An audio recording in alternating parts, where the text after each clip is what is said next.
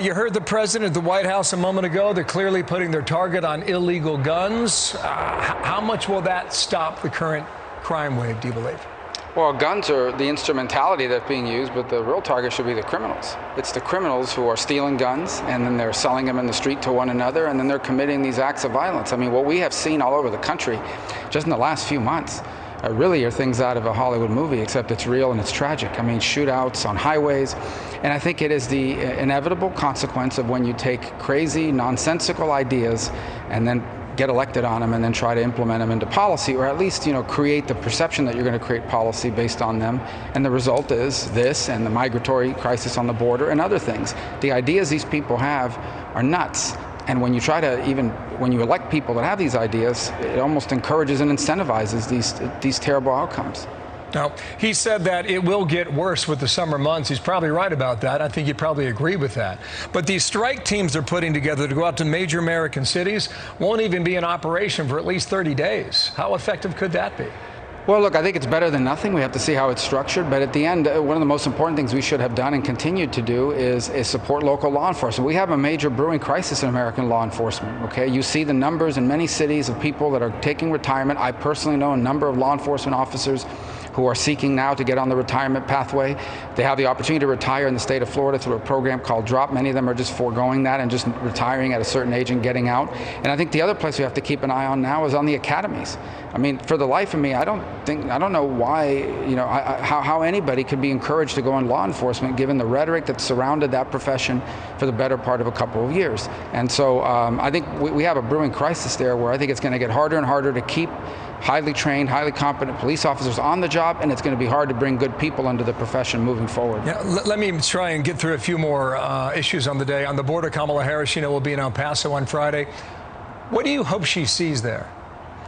Well, I don't know why they chose El Paso. It's not the epicenter of the crisis. It's more closer to McAllen and areas of that nature. But I will say that, irrespective, I think what they're going to see is what they created. Now, that migratory pressure has always been there, and I don't care what anybody tells you. I don't care what rhetoric you hear. I know people who have relatives in Central America, and the message they got in November of last year and in January when Joe Biden was sworn in was there's a new administration.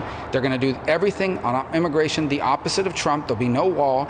Some of the first actions they took were on immigration in terms of deferring the deportation of people who may have been in jail, also the new asylum processes, getting rid of stay in Mexico policies. All of this sends a message, and that is things have changed. It's going to be easier to get in, and the trafficking networks took advantage of it. They actually went out and recruited people to go on these trips by telling them it's going to be easier to go in, it's going to be easier to stay, especially if you bring a child, and that's what we're getting now.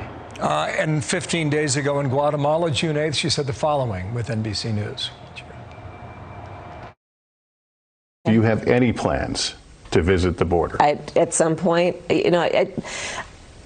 we are going to the border. We've been to the border. So this whole thing about the border, we've been to the border. We've been to the border. Democratic Congressman Cuellar has a border district, has said to you and the president, come. You need to see this. Listen, I care about what's happening at the border. As you know, President Trump will be there next week.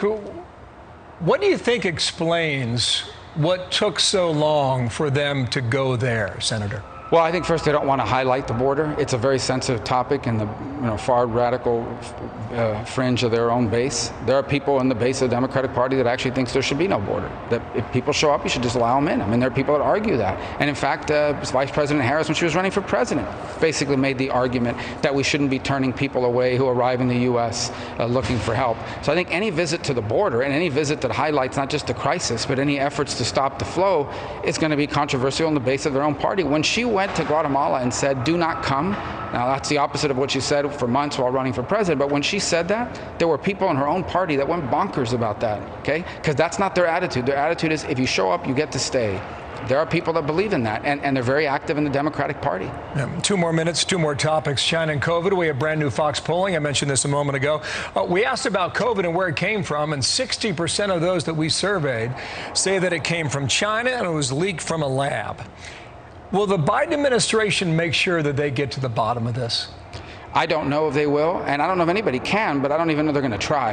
And the reason is because in order to really try, you've got to use all these friends that you claim to have in Europe and around the world to put pressure on China to say, open up your labs, because this isn't just about finding out about COVID, okay? It's not just about COVID. The experiments that could have led to a lab leak, which is just as likely as if it was naturally transmitted, okay? Those experiments are happening now on other viruses. We could have another pandemic. We could have another lab leak of some sort of a virus in the future, and it could be far deadlier than COVID was.